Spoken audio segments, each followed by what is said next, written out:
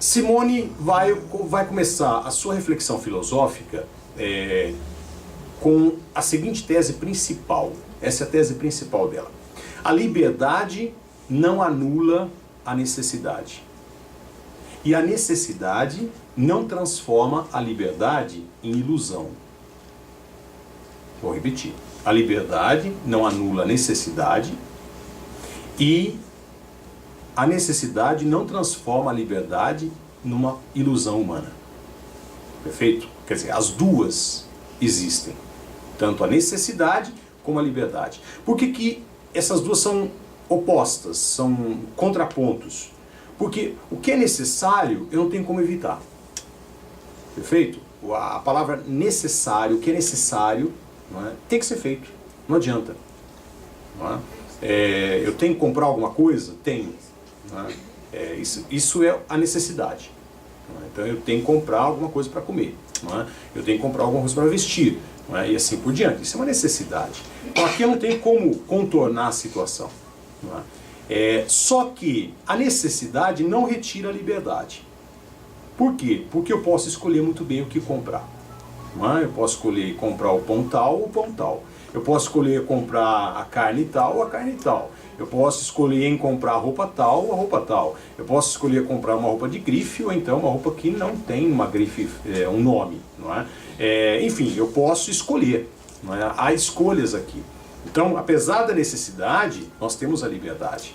E mesmo diante da morte, que é uma necessidade fatal, vamos dizer assim, não tem como mesmo, até mesmo diante da morte eu tenho como escolher.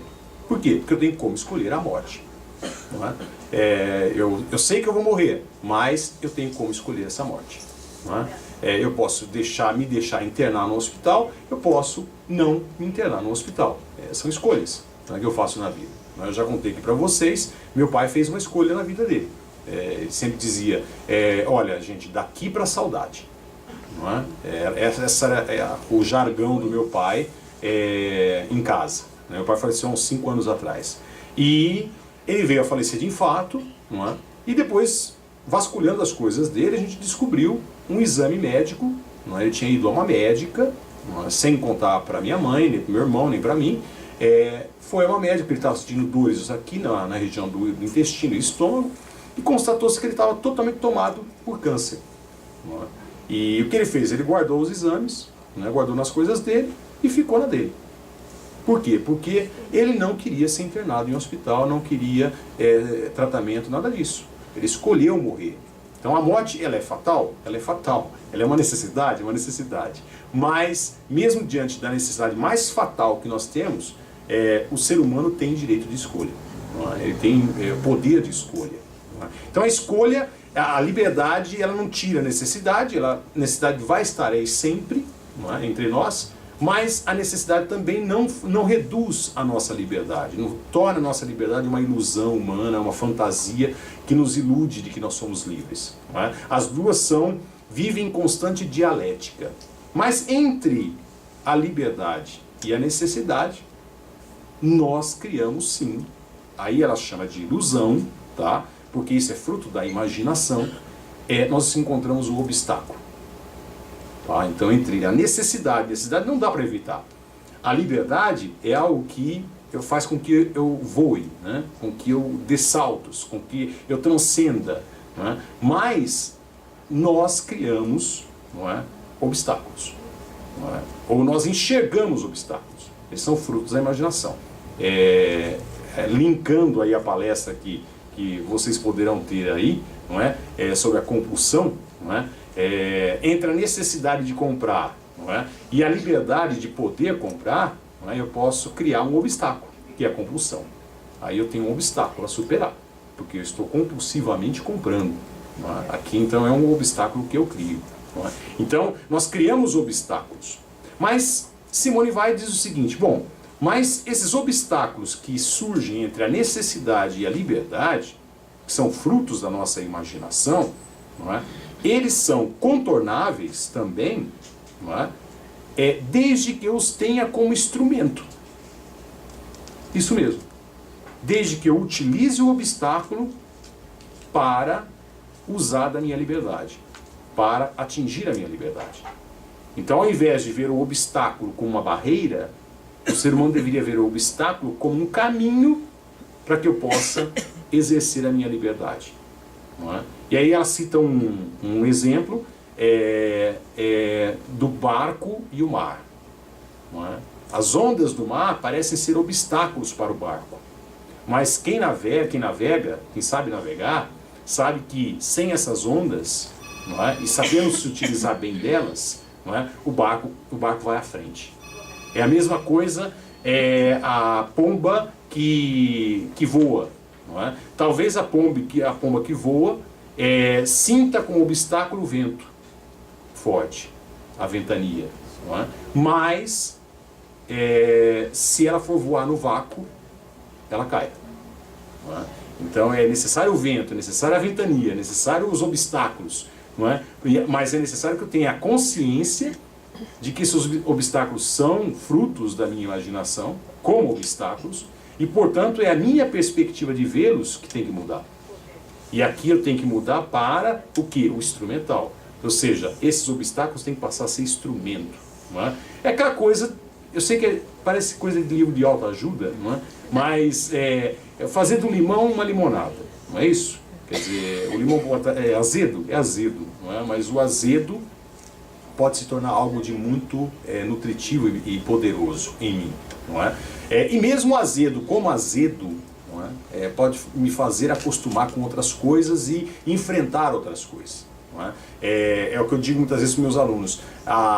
Quando a gente vê a superação dialética de Hegel, não é? A gente coloca isso para a vida, né? E a gente fala, tem fases da vida que são ruins, horríveis, não é? Mas essas fases, se eu tiver lucidez nelas, não é? Eu posso, no mínimo aqui, aprender o que é o sofrimento, não é? E sair amadurecido daqui. Então, se eu aprendo o que é o sofrimento aqui, realmente na pele, não é? Então aí eu sei utilizar da minha liberdade com muito mais lucidez. Então o sofrimento se torna um instrumental para que eu seja cada vez mais livre de muitas coisas que eu era apegado, não é? De muitas coisas que realmente me escravizavam. Não é? Então, diante dessa perspectiva de que nós temos necessidade, liberdade, mas criamos obstáculos, tá? Mas esses obstáculos são nossa perspectiva como obstáculos. Eles deveriam ser instrumentais segundo a nossa perspectiva, não é? Instrumentos para que eu atinja a maior liberdade, para que eu cresça mais e me faça mais como ser humano, não é? Diante desse pano de fundo, Simone Weil ela se inspira no livro de Platão, na filosofia de Platão, quando Platão fala sobre o grande animal, não é? Que é um grande obstáculo para nós, não é? E o que é o grande animal? Platão compara a sociedade como uma fera forte. Para Platão, a sociedade ela é uma fera forte, corpulenta, tá? E a fera, essa sociedade, o grande animal, não é? É que na verdade determina a todos nós o que é bom e o que é ruim, o que é certo, o que é errado, o que é justo, o que é injusto, o que é legal, o que é ilegal e assim por diante. Quer dizer, nós estamos dentro, subjugados a uma grande fera, que é o coletivo, não é? Uma grande fera que é a sociedade, não é? Um grande animal, não é? E esse grande animal talvez seja o nosso grande obstáculo, ou que nós enxergamos como grande obstáculo, e que nós deveríamos enxergar como instrumento de navegação. Não é? Porque é aqui que nós temos que navegar mesmo. Não é? No grande animal é que eu tenho a necessidade e a liberdade juntas. Não é? Mas eu enxergo no grande animal um grande obstáculo para que eu seja eu. Não é? E possa viver. Tá? Porque ele já me determina o que é certo e o que é errado, o caminho a seguir e assim por diante. Não é? Então viver sob o domínio do grande animal e não servi-lo é difícil. Nós sabemos disso. Não é? Quer dizer, a partir do momento que eu começo a dizer não ao que a sociedade determina como certo, a partir do momento que eu digo não, eu não vou por aí, não é? E é claro que eu vou recebendo críticas, eu vou recebendo censuras, eu vou perdendo amigos, eu vou, enfim, eu vou, de diversas formas, portas vão se fechando e assim por diante. Não é? Quer dizer, é difícil você sobreviver, nós estamos sob o jugo do grande animal, mas é difícil você viver sob o jugo dele, não, desse grande animal, dessa fera, não é? Sem aceitar o que essa fera determina. Não é? O homem, então ele vai aprendendo, ele vai absorvendo as suas convicções morais através dessa grande fera, não é? Através desse grande animal que o subjuga. Então, desde pequeno, nós vamos absorvendo toda uma moral ou moralidades, não é? Que esse grande animal vai determinando para nós. Não é? O que é essencialmente mal, tá? Para Simone Weil. Por que mal, essencialmente mal? Isso. Não porque a sociedade é um grande animal, não porque a sociedade é uma fera, mas é porque aqui eu perco a minha liberdade de escolha. Tá? Aqui está a essência do mal, nessa relação entre indivíduo e sociedade. A relação de indivíduo e sociedade, ela se torna um mal essencial. Por quê? Porque eu não tenho escolha. Eu já automaticamente vou aprendendo ao que escolher. Não é? Automaticamente eu vou aprendendo e vou me sentindo mal se eu tenho uma tendência a escolher outra coisa. Não é? Aí eu vou procurar um psicólogo, procurar uma análise, fazer uma análise, alguma coisa está errada comigo, não com a sociedade. Não é? Mesmo que eu tenha a intuição de que outros também pensem assim. Não é? Aqui está a essência do mal. O coletivo vai nos introduzindo num mundo moral e ético, não é? Em que o exercício da ética não é possível. Tá? Por quê? Porque já está pensado o que é bem e mal, já está pensado o que é bom e ruim, já está pensado tudo isso. Não é? Então nós vamos sendo simplesmente introduzidos nisso e aprendendo a simplesmente reproduzir isso. Não é? Então o mal não é em si a postura que nós temos, não é a sociedade dizer, bom, isso é bom, ou considerar isso é muito bom, esse suco é bom. Não é? Esse não é o mal em si. O mal em si é eu não ter tempo para analisar, eu como indivíduo, se esse suco é bom ou é ruim. Ou eu não ter o direito de dizer, esse suco não é bom. Ponto final. Não é? Eu não tenho tempo para isso. Porque desde criança eu já sou introduzido numa educação que me leva a aprender que isso é muito bom. Não é? Como uma marca de xarope famosa, que é servido estupidamente gelado, e a gente vai comprando, não é? Vai consumindo, e quando chega no supermercado, no bar, a gente não fala mais, me dá um xarope, não é, para tomar, não é? Ou um refrigerante. Não é? A gente pede o nome desse refrigerante, que é um xarope. Não é? Então, a sociedade vai induzindo a gente a isso. E a submissão ao coletivo, essa submissão que ela é absorvida, ela não é uma submissão que muitas vezes eu estou consciente dela. Eu sou submisso. Eu não estou consciente dela. Esse é o mal. Tá? Eu não tenho condições de pensar. Talvez uma boa maioria aqui esteja pensando, não, nós temos condição de pensar. Tudo bem, realmente. Mas nós não podemos esquecer que nós somos uma elite. Não é? A grande maioria lá fora não tem condições de pensar. Não é? Já está introduzida no grande animal, e o grande animal já está determinando o que é certo e o que é errado, o que é bom e o que é ruim. Ele já chega na lanchonete e já pede o nome do refrigerante, mesmo que ele está pensando em outro, ou pensando em tomar qualquer coisa. Não é? Enfim, nós somos levados a uma submissão mesmo, não é? Ao coletivo, não é? Sem sentirmos que somos submissos. Aqui está o grande mal do grande animal, não é? O grande perigo. Não é? E aí nós não temos mudanças significativas. Eu estava pensando nisso quando ela descreve essa questão, e eu estava pensando na questão do czarismo e depois da Revolução Russa, o início da Revolução Russa com Stalin. Né? Lenin, depois Stalin, principalmente com Stalin. Não existe essencialmente diferença nenhuma entre czarismo e stalinismo. Nenhuma, na sua essência nenhuma. Não é? O czarismo representava o quê? A elite aristocrática, tá? E a subserviência do povo. Tudo bem. O comunismo stalinista representava a ditadura do proletariado para que um dia talvez nós tivéssemos o que? Uma sociedade igualitária. Mas, apesar de objetivos serem diferentes, não é? O autoritarismo está presente. A sociedade é autoritária do mesmo jeito. Não é? O poder é autoritário do mesmo jeito. A mesma coisa é a Alemanha nazista e depois a Alemanha comunista. Não é? É a mesma coisa. A Alemanha comunista liberta a Alemanha do nazismo, mas é a mesma coisa. Os partidários, aí Simone Weil vai citar como exemplo, ela teve na Alemanha na década de 30. E ela participou dos conflitos, debates políticos entre comunistas e os partidários do nacionalsocialismo. Não é? E ela enxergava nos dois discursos a mesma postura. Eram discursos que objetivavam uma sociedade diferente, uma proposta social diferente, mas a postura de ser era a mesma. Não é? Eles estavam totalmente submissos a um grande animal que é uma ideologia. Tá? Então, daqui a pouco vamos falar que existem outros grandes animais dentro do grande animal. Tá? Existem outras feras que nos atingem também, né? E nos faz ser submissos.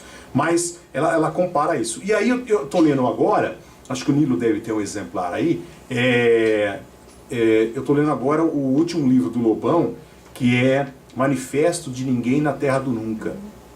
É um livro muito bom, eu li a biografia dele.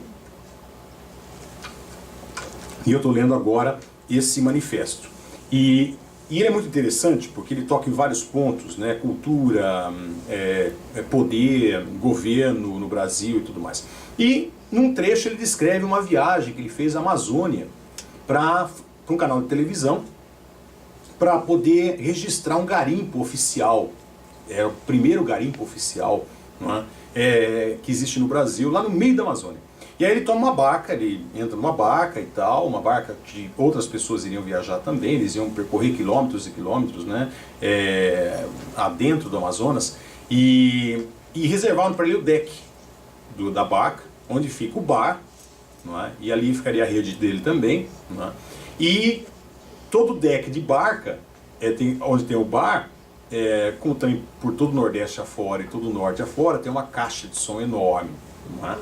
E nessa caixa de som enorme, não é? O Lobão ele chega no deck e tal, já vai montar a sua rede porque ele está super cansado, e dessa barca já está saindo aquele som estridente de um tecnobrega. Não é? E ele, como roqueiro, músico sensível e tal, aquela coisa toda, não é? Ele já se irrita profundamente, mas ele fica na dele. Não é? Então ele deita na rede, tenta se desligar e tal, né? E a barca partiu, e o tecnobrega comendo firme ali, não é? Tocando firme. E de repente ele começa a ouvir uma gritaria. Não é? Uma gritaria, aí ele acorda e sobe com a cabeça assim, né, na rede, e aí ele vê um grupo de evangélicos com Bíblia na mão, não é? Protestando contra o tecnobrega. Não é? E forçando o cara, querendo que o cara desligasse aquilo, porque aquilo lá era uma coisa do demônio, aquilo lá era do mal e tal, aquela coisa toda. Não é? É esse livro aqui. Lobão, Manifesto do Nada na Terra de Ninguém. Acho que eu inverti. Terra do Nunca. Terra do Nunca, Terra do Nunca. Eu não sei porque estou com ninguém na cabeça. Mas é Manifesto do Nada na Terra do Nunca. Tá? É muito bom esse livro. E aí então aquele grupo, sabe, foi aquela manifestação louca assim, e aí o cara desligou o tecnobrega, a música. Não é? E aí Lobão pensou assim, né, ele registrando o livro, nunca fiquei tão feliz com um manifesto que eu sempre fui contra. Né? E aí ele voltou a cochilar. Mas de repente, não deu 5 minutos, voltou o tecnobrega. Só que um tecnobrega religioso. Gospel. E aí ele teve que aguentar não só o tecnobrega, mas os evangélicos cantando juntos. Não é? Quer dizer, não mudou em nada, absolutamente nada.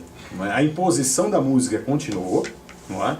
E também o estilo de música. A questão aqui não era o valor musical e a qualidade musical, mas era simplesmente que um era do mal e o outro era do bem. Um falava de calcinha ou shortinho, sei lá, e o outro falava de Deus, ponto final. Não é? Mas os dois eram a mesma coisa, o nível cultural era o mesmo. Não é? Então, a questão do coletivo sobre o indivíduo é uma questão muito séria, porque muitas vezes o indivíduo não percebe. Não é? Ele quer algo bom, não é? Mas o que é bom para ele já está imposto. Não é? Então o tecnobrega é uma coisa boa. Não é? Então, ainda mais esse tecnobrega falando sobre Deus, fica melhor ainda. Não é? Fica uma coisa muito boa. Não é? Então, muitas vezes aqui nós não percebemos o quanto nós reproduzimos algo que nós nem tivemos a opção de escolher. Não é? Nós simplesmente reproduzimos. E qual é a única forma de eu me libertar disso? Não é? Qual é a única forma de eu me confrontar com o grande animal? Não é? Qual a única forma de eu começar a fazer desse obstáculo, vamos dizer assim, que não é uma necessidade, tá? E não é liberdade também, não é? Mas é um obstáculo. Como é que eu trabalho com isso?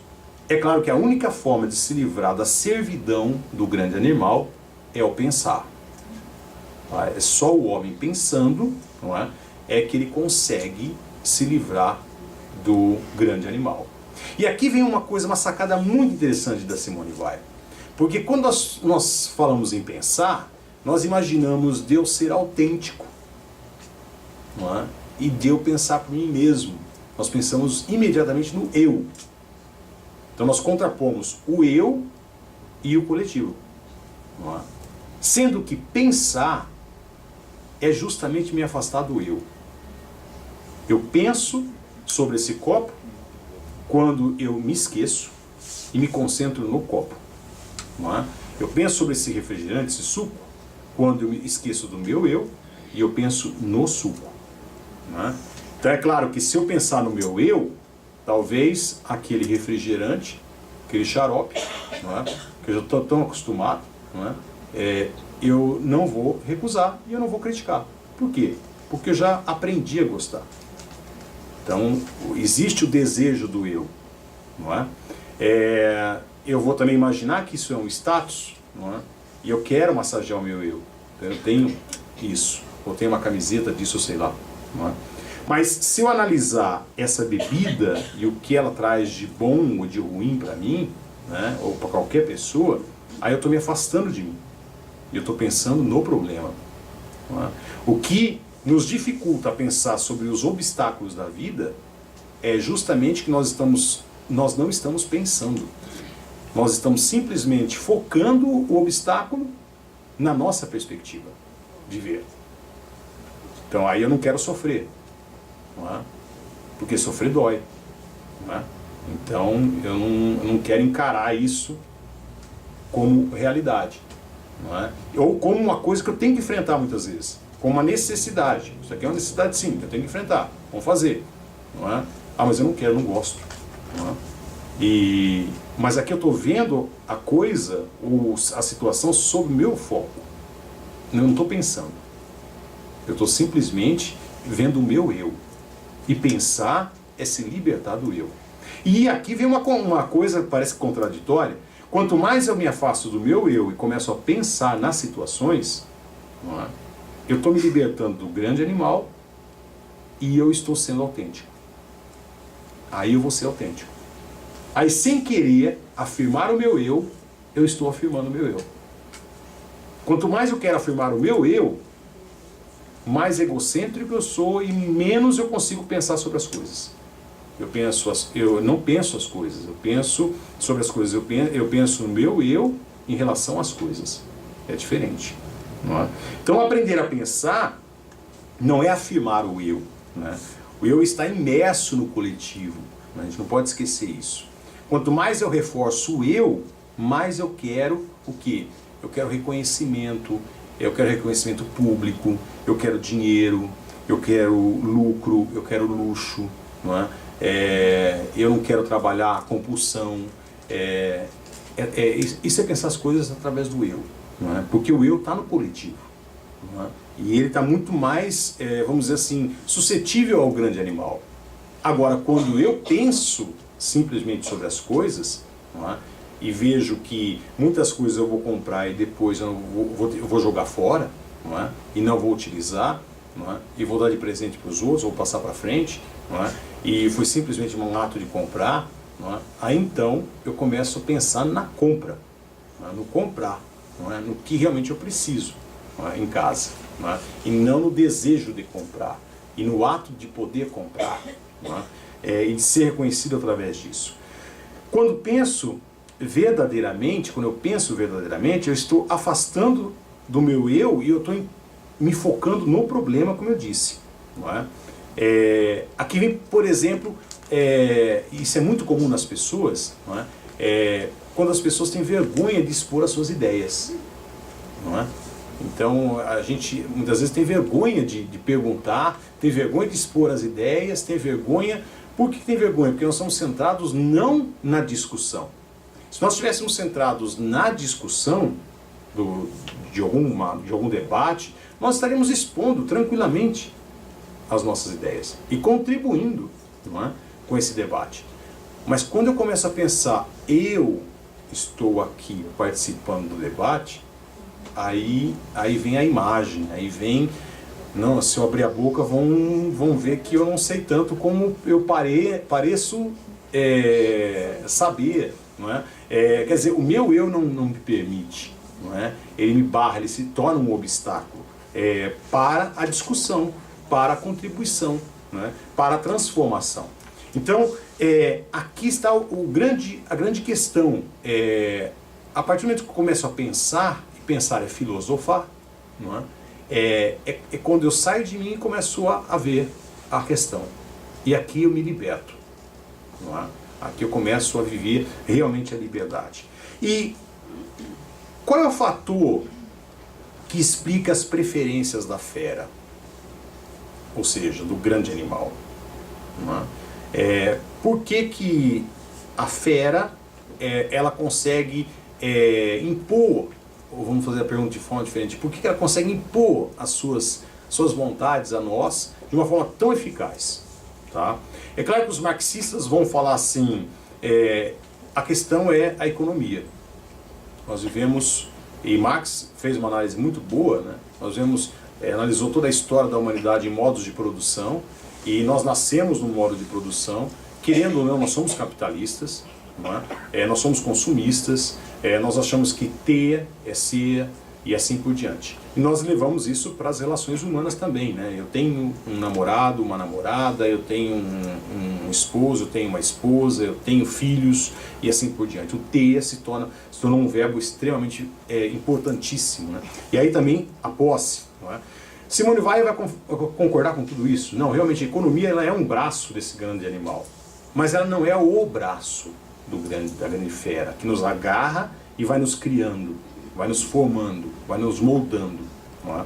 E vai nos impedindo de pensar, não é? O grande braço aqui é a questão do poder. É o poder.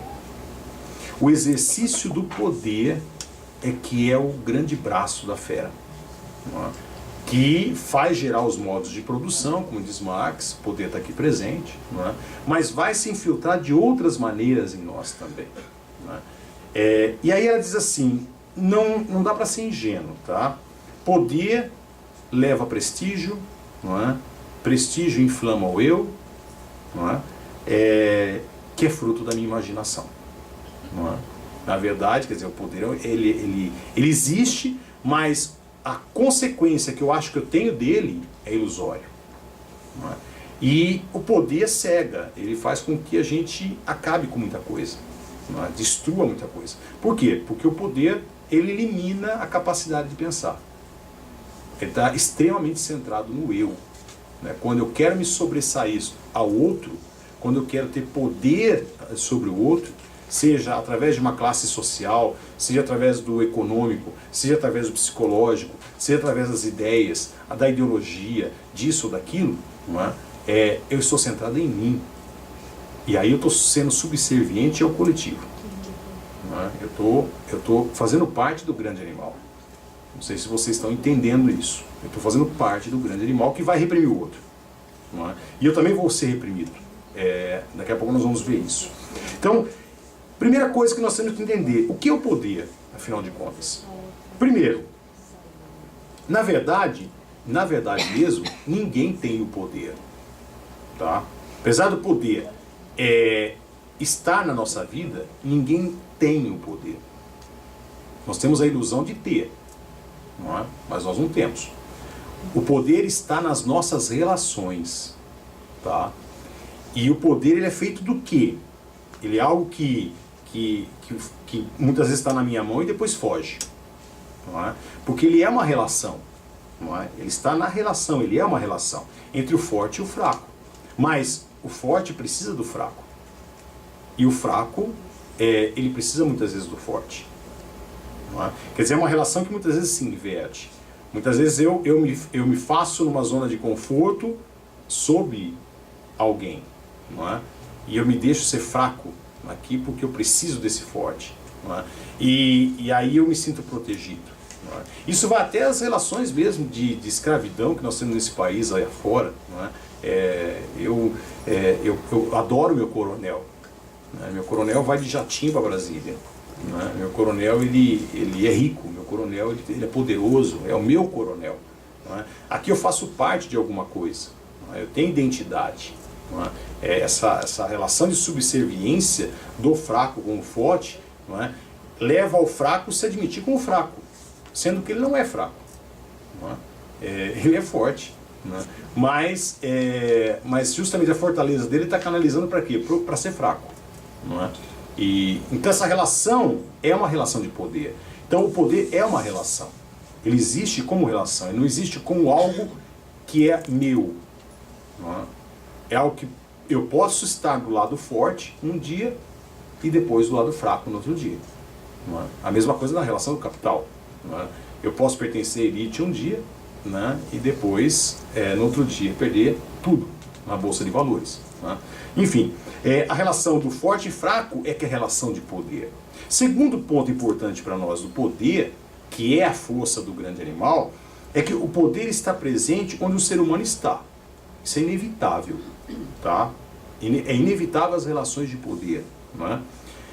A relação é influenciar e ser influenciado. Isso nós fazemos automaticamente, sem querer às vezes. Eu estou me impondo a alguém, não é? E muitas vezes alguém está se impondo à minha pessoa. Sem muitas vezes a gente querer. Tá? E às vezes até por bem.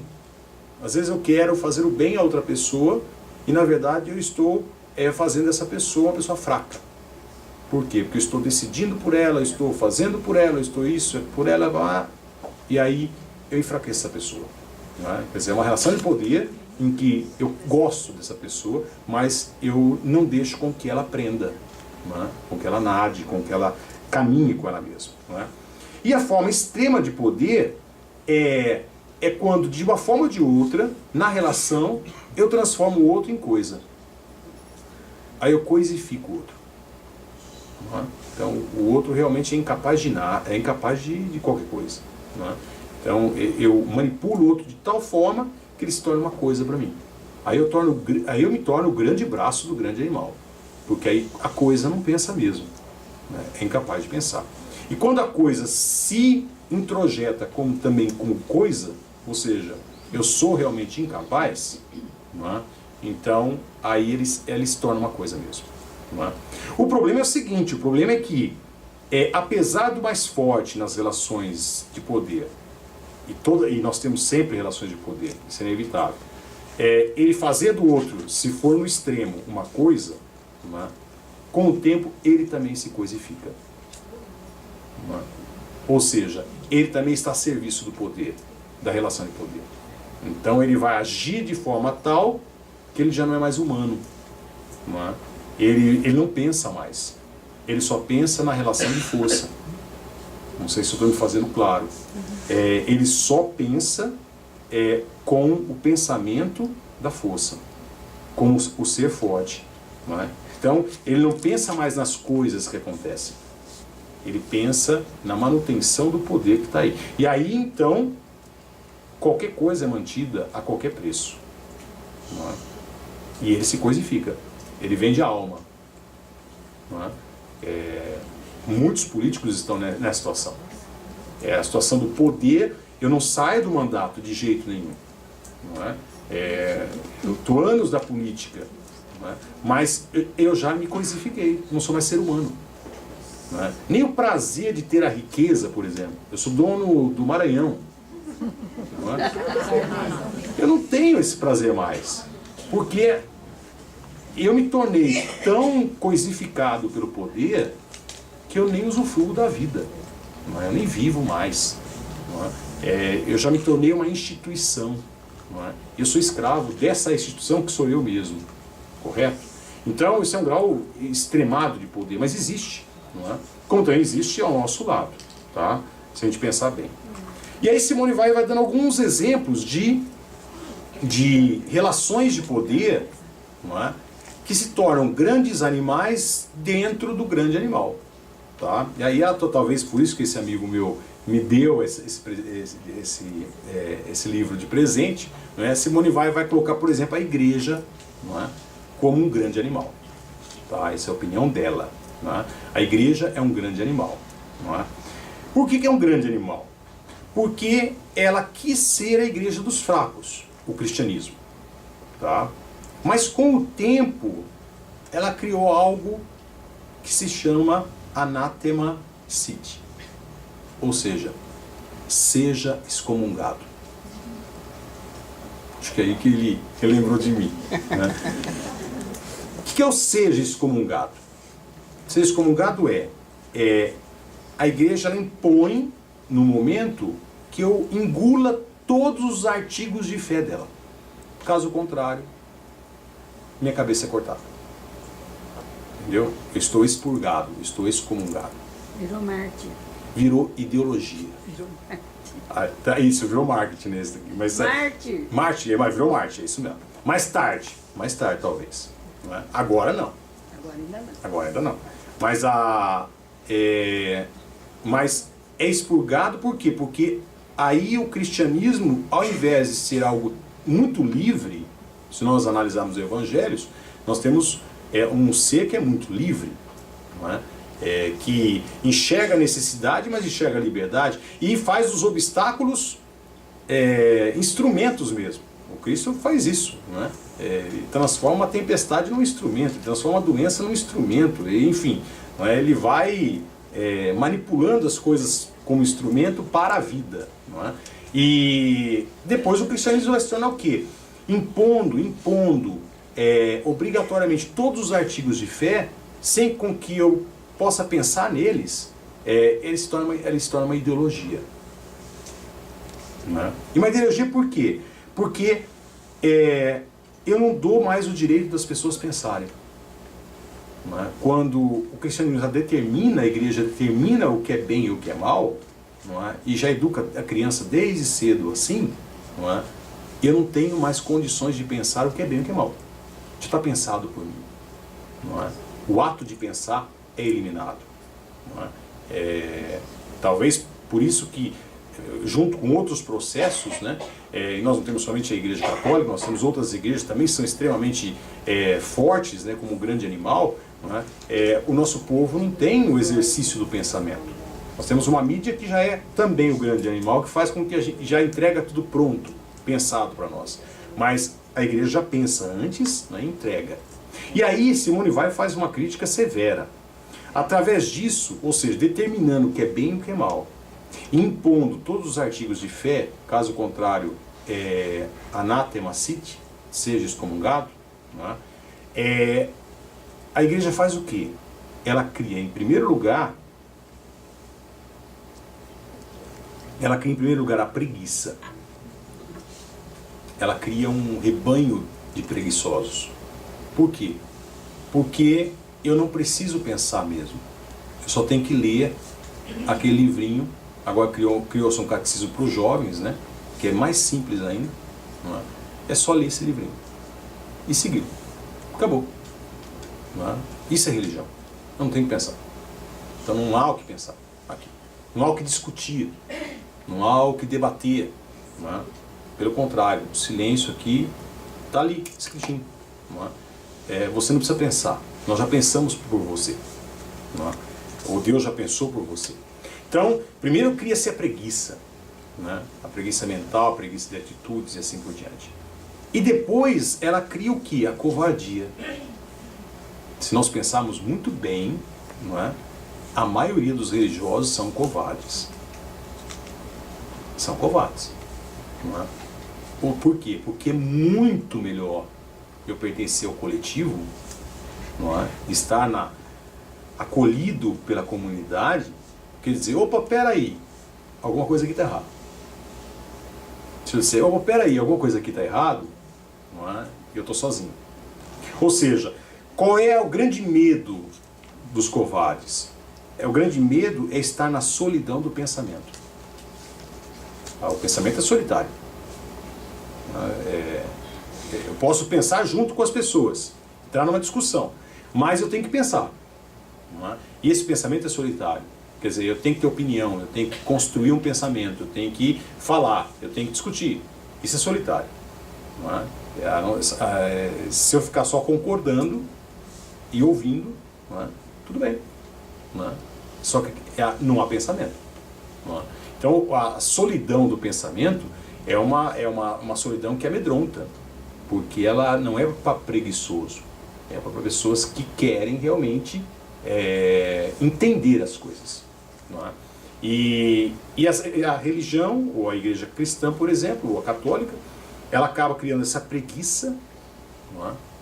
Que faz com que eu me acomode numa zona de conforto e faz com que eu não tenha que viver o drama da solidão.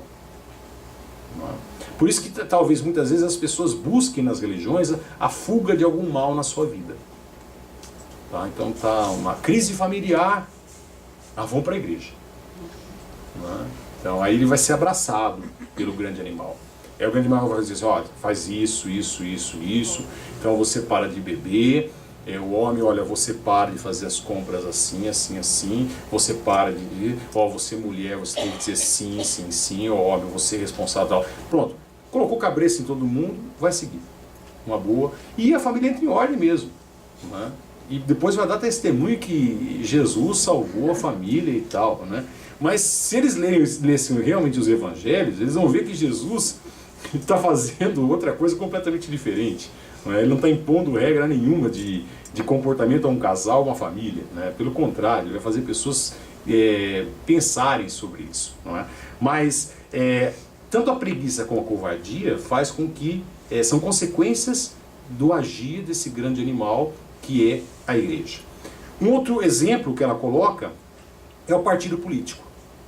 Não é? O partido político, ele também é um grande animal. Não é? Ele é um grande animal por quê? Porque ele fabrica, talvez hoje nem tanto, apesar que nós temos um partido aí que fabrica bem isso, não é? Ele fabrica paixão coletiva. Tá? Quem participa do partido, ele tem uma paixão como um torcedor de futebol. Tá? É mais ou menos isso. Não é? Por quê? Porque é do partido. É uma questão do partido. Eu visto a camiseta do partido. Não é? E ele exerce uma pressão sobre o pensamento dos seus membros. Tá? Então eu aprendo uma cartilha do partido também, não é? Que depois eu vou vomitar. Não é? E aí eu não tenho direito de pensar. Não é? Se faz a ilusão de que o partido é democrático. Democrático não, ele tem princípios bem fixos, bem rígidos, ponto final. Não é? Fora desses princípios eu posso discutir, o que eu não posso discutir são esses princípios. Não é? E o grupo... Ele é um grupo que cresce, o partido ele sempre cresce, e ele sempre quer crescer sem limites. Esse é o objetivo final do partido. Ele não tem limite de crescer. Ele é um grande animal que quer crescer sempre, o seu fim é crescer. Não é? E um crescimento sem limites. Então um parlamentar, por exemplo, vamos imaginar um parlamentar ou um vereador, um deputado federal, estadual, que venha numa discussão no parlamento, não é? pensar realmente o problema, sem na perspectiva do eu, o eu aqui é o partido, né? Pensar o problema, e aí ele vê que esse problema realmente não pode ser tratado assim, tem que ser tratado assado. Mas o partido diz que tem que ser tratado assim. Mas aí ele vê, não, mas isso é uma injustiça, eu tenho que tratar assado, não é? A primeira coisa que ele vai ouvir é, então por que você está nesse partido? Você tem que mudar. Não é? Porque o partido não permite isso. Não é? Aqui há uma contradição muito forte entre o justo e o partidário. Não é?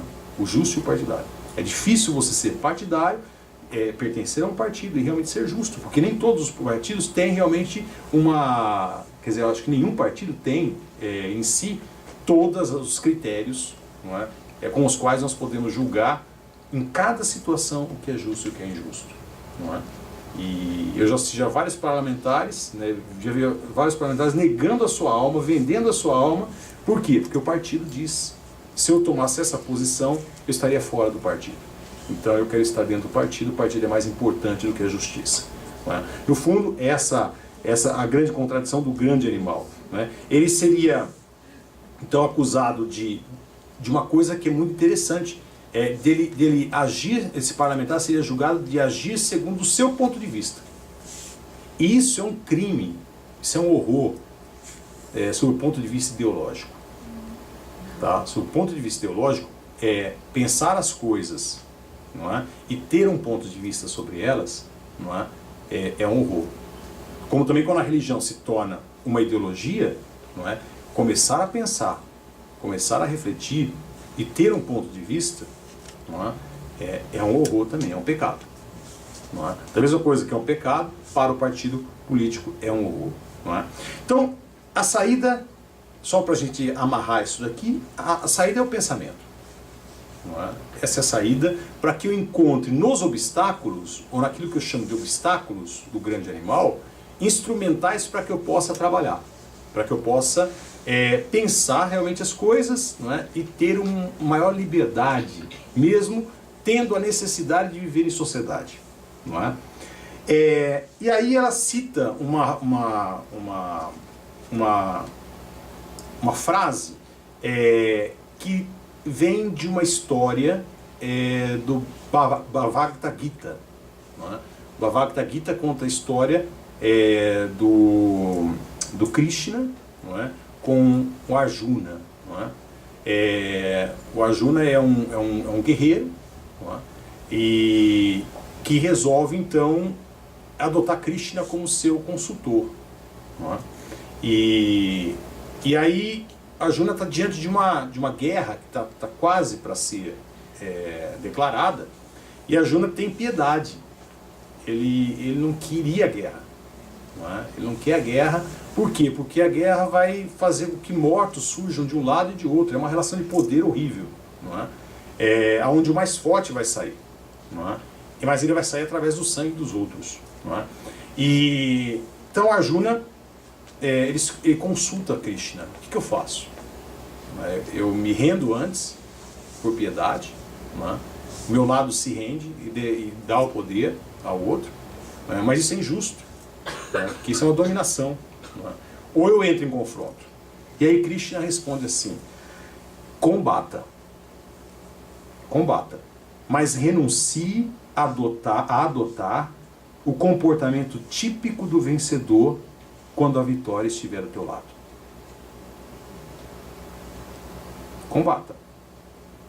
Mas se a vitória estiver do teu lado, renuncie a qualquer comportamento que seja típico de um vencedor. Não é? E se eu perder? Se você perder, não é? Isso o Krishna não fala, isso Simone vai tirar a conclusão. Se você perder, não veja isso como uma perda, mas não assuma a característica típica do perdedor. Mas veja isso como uma necessidade natural, não é? Que foi imposta a você. Mas isso não te reduz, não te faz menos. Aqui está o ponto. A partir do momento que eu tenho essa postura de vida, não é? Que no fundo me lembrou de uma parte do que o Cristo fala. Não é? O Cristo fala assim, faça o bem, mas no final, não é? Diga assim, eu não fiz mais do que a minha obrigação. Ponto final. Não é? Tem uma parte do Evangelho que ele fala isso. Ele conta a história do servo, ele faz a comparação do servo, né? E depois ele fala assim, olha, faça o bem, mas diga assim, eu fiz a minha obrigação. Acabou. Não é? Sem ilusões. Não é? Então, a partir do momento que o ser humano tem essa postura diante do grande animal, não é? De combate, ele está aí para combater mesmo, ele não está aí para ser subjugado. Não é? Mas, diante dessa postura, ao vencer, ele não se iluda que ele vai ser o forte no grande animal, que ele não vai ser. Não é? Ele está ajudando as pessoas a se libertarem também. Não é? Mas poder sempre existirá. Não é? Ele tem que ter a humildade de dizer, um dia eu já não estou mais aqui. Não é? Eu não tenho que me vangloriar de nada. Não é? Se perder, tem importância. Isso não me faz menos. Não é? Eu continuo a ser um ser pensante, não é? Nesse grande animal. Não é? E com isso, pensar, avançar o pensamento, avançar a reflexão. Aí nós temos chance, não é? De fazer com que os obstáculos, não é? Que é o grande animal e os grandes animais que existem dentro do grande animal, sejam contornados. Não é? A partir do momento que eu tenho uma postura de combate, não é? Mas sem querer ter, ou sem querer usufruir da consequência. Não é? E se eu perder, não assuma a característica de perdedor. Não continue a combater. Não é? Assumindo simplesmente que eu perdi por uma necessidade de perder. Não é? Eu não fui, nesse momento, forte o suficiente para ganhar. Não é? Mas eu vou continuar combatendo. Não é? Então, aqui, o ser humano ele transcende. Porque aí o grande animal se torna uma fera, não é? Que não consegue nos agarrar. Ele não consegue nos agarrar. Porque eu tenho a postura necessária diante dele, não é? Que é uma postura bastante lúcida. Não é? E me abre para o pensamento. E aí me abre também para a liberdade. Não é? Bom, era isso que eu queria transmitir para vocês nessa noite. E agora eu quero então abrir para discussão, está aberta. Não é? O Nilo está com o microfone.